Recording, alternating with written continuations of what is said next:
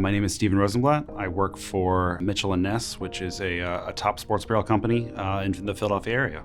I went to undergrad in Drexel University. I've had a long road, I guess, to become a CPA. It was one of the things that I always had a goal of doing. I graduated around the time where they had changed the qualifications for the exam. So I think one of the nice things is that they've learned from their mistake, and the state has changed that to make it a lot easier.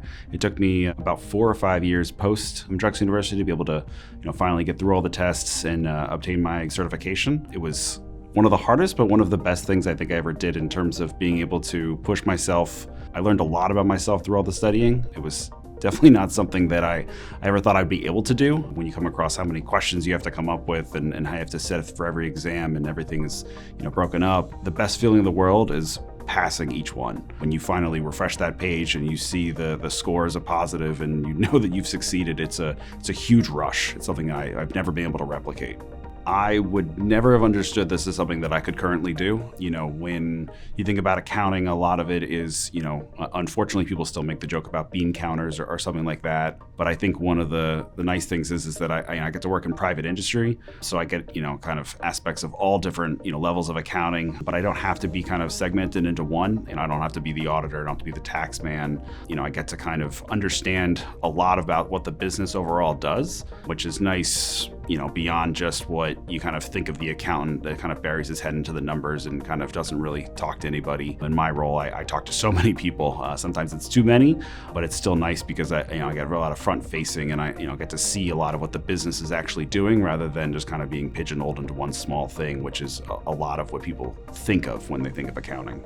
So I'm the controller for the organization. So what that means is that I handle the accounts receivable team, money in, accounts payable, money out, along with a few of the just general ledger kind of items. A lot of my day-to-day is kind of structured around making sure that my AR team is bringing the money in, talking to their customers, getting everything in. My accounts payable team coding things correctly and getting the right money out at the right time, and then making sure that the information in our system is accurate, because that's what really affects decisions that the company's going to make moving forward. In my business, which is super cool, is that we get to make products, things that you can tangibly see. One of the nice things about being a Philadelphia staple is that I can literally go to a Phillies game and I can walk around the stadium and I go, that's something that we make, that's something that we make, that's something we make. I came from a marketing company before, and when the product is a little more hypothetical, you can't really feel it. It doesn't really, make you as proud versus here, where I see it on TV or I see it here or there, and it's an undescribable feeling overall.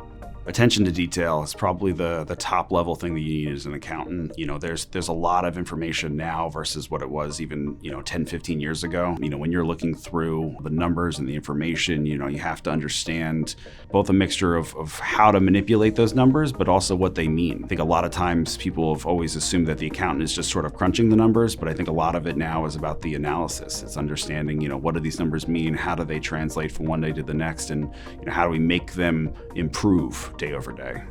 I think the prestige that it comes with having that kind of title, I know a lot of very, very smart people that just weren't able to pass the exam. And I know people in other industries and the tests that they take, and I don't find that they're as challenging. So I feel like having been able to successfully get the CPA is something that kind of proves my dedication to the work and what I'm able to kind of figure out and bring to the world almost.